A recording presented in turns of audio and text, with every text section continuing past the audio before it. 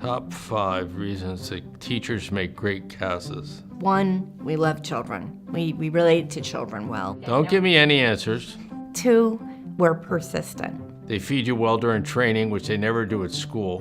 We do a really good job talking to parents about their children.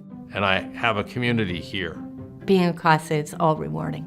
If you've been a good teacher and you care about kids, this is a good place to be.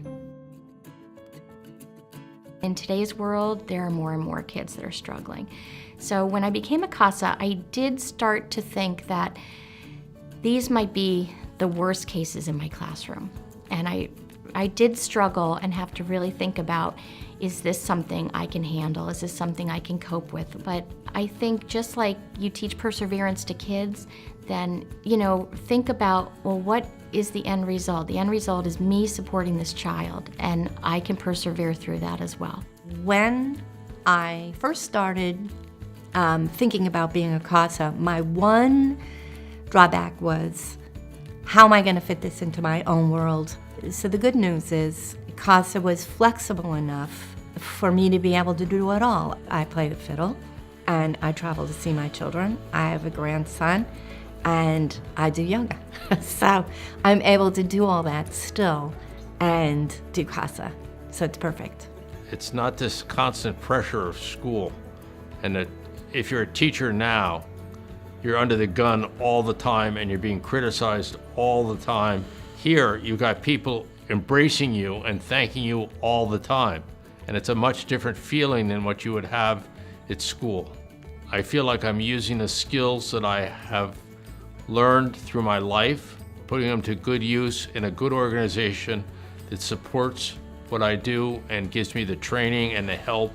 I don't think you could work for a better organization. I think teachers are particularly well suited to be CASAs because they've spent their professional careers working with children. They know how kids work, they know how their minds work, they know how kids try to navigate their own environment. So CASAs are really good at conveying that dynamic to me in court. I understand how a preschooler develops. I understand the benchmarks that they need to meet, both emotionally and academically. But more importantly, I've worked with teenagers, so I understood more about the teenage brain and could apply it to my CASA cases. They truly know what is going on in the child's mind, and they can represent the child in a way that captures where the child is at, but also capturing the child's best interests.